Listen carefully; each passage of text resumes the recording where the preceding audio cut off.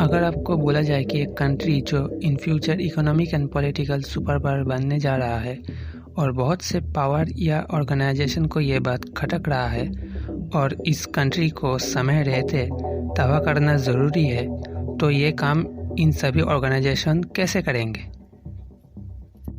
बस उस देश के गवर्नमेंट को मल्टीपल फ्रंट पे उलझा के, उसी देश के लोगों को गवर्नमेंट के अगेंस्ट में लगा के, गवर्नमेंट के सभी प्लान और रिफॉर्म्स जो उस देश को बदल सकता है, उससे गवर्नमेंट का फोकस पूरी तरह से हटा के गवर्नमेंट को एक तरह से डिसफंक्शनल कर दिया जाए और इसके बाद गवर्नमेंट को गिरा दिया जाए।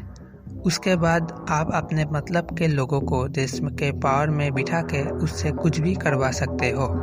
यस, यही इंडिया में हो रहा है। India is already in a war.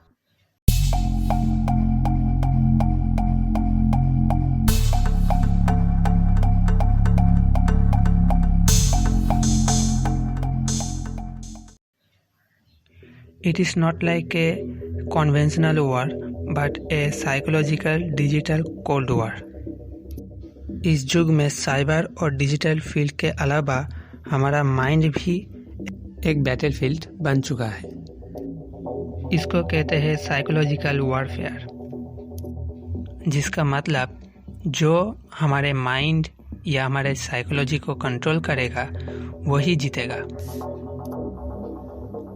जब से एनडीए गवर्नमेंट आया है और जब जब रेवोल्यूशनरी स्टेप लिया है देश के हित में, तब तब ह्यूज अननेसेसरी प्रोटेस्ट आपको देखने को मिलता है, चाहे वो शाहीन बाग हो या फार्मर प्रोटेस्ट। सभी के पीछे एक सोची समझी रणनीति हमें देखने को मिला है। अगर फार्मर प्रोटेस्ट का बात किया जाए तो इसके पीछे का कारण सिर्फ डर और मिसट्रस्ट है। इस आंदोलन का मकसद इस न्यू लॉ में अगर कोई इशू है उसको एड्रेस करना नहीं, बल्कि पूरे आंदोलन का मकसद ही है कि इस लॉ को वापस लिया जाए। इससे ही पता चलता है कि इस आंदोलन का मकसद क्या है। जिस आंदोलन को पूरी तरह से खालिस्तानियों और एंटी इंडियन फोर्स ने हाईजैक कर लिया और इसका अंतिम परिणाम हुआ 26 जनवरी का लाल किला इंसिडेंट। और इसके बाद international anti Indian agency funded celebrity post और उसमें ग्रेटा थनबर्ग का ट्विटर पे टूल किट का लीक होना इस आंदोलन के आड़ में इंडिया के खिलाफ चलाए जाने वाला शैडो वॉर को पूरी तरह से एक्सपोज करता है। स्ट्रिंग अपने डिलीटेड वीडियो में यह दिखा चुका है कि एनालिसा मेरेली जो एक कांग्रेस सिंपैथाइजर है, वो बहुत सारे leftist Indian publication like Caravan और ये वो न्यूज़ मीडिया है जो फार्मर प्रोटेस्ट के दौरान एक फेक न्यूज़ फैलाया था कि पुलिस ने एक फार्मर को गोली से मार दिया। इसके बाद Scroll in, PARI network, Wire, News Minute, Newslaundry, Alt News, the Quint etcetera, इन सभी के लिए फंड रेजिंग कैंपेनिंग की। इन सभी न्यूज़ पोर्टल का नाम ग्रेटा थनबर्ग का एक्सपोज टूल किट में था। And Disha Ravi who edited the tool kit, और ना जाने कौन कौन लोग इसमें शामिल है।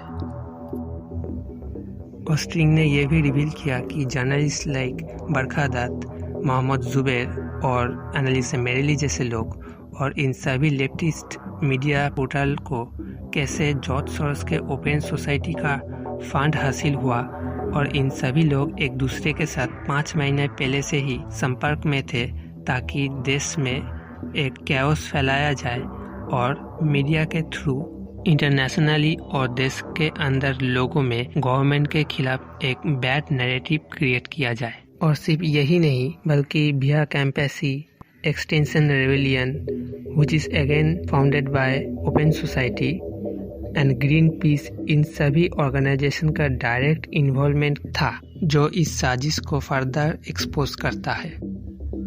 Ask India why run by poetic justice foundation founded by Mohammed Aliwal, जो खुद एक खालिस्तानी है, इंडिया में फार्मर जेनोसाइड जैसे फेक प्रोपोगेंडा को तैयार किया। Even Modi planning farmer genocide जैसे प्रोपोगेंडा को प्रमोट किया। इंटरनेशनल स्टार जिसको सिर्फ पैसा और अटेंशन से मतलब है, to get the big deal. इन सभी के इन्फ्लुएंस को काम में लगाते हुए इन सभी प्रोपेगेंडा को तैयार किया गया to destroy the India's narrative. जब गवर्नमेंट ने इन सभी मिस इन्फॉर्मेशनों को स्प्रेड होने से रोकने के लिए ट्विटर को कहा, तो ट्विटर ने इन सभी मिस इन्फॉर्मेशन को फ्रीडम ऑफ स्पीच के नाम पे डिफेंड किया।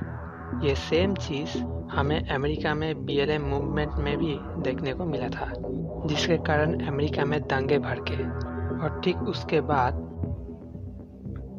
ओनली कैपिटल रायट को कंडेम किया। और जब आप इन सभी मिस इन्फॉर्मेशनों को एक्सपोज करते हो तब आपका वीडियो डिलीट हो जाता है। इससे ही लेफ्टिस्ट सोच का असली चेहरा सामने आ जाता है। ठीक इसी तरह से तुर्की का कश्मीर में मिशनरीज भेजना हो, China India border stand of हो, चाइना तुर्की का पाकिस्तान को मजबूत करने का प्लान, या नॉर्थ ईस्ट इंडिया में इंसर्जेंट ग्रुप को चाइना का फाइनेंशियल और मिलिट्री सपोर्ट, ये सभी इंडिया को मल्टीपल फ्रंट में एंगेज करके गवर्नमेंट को टोटली डिसफंक्शनल करने का बिग गेम है। This is the modern warfare और इसको ही हमको समझना है।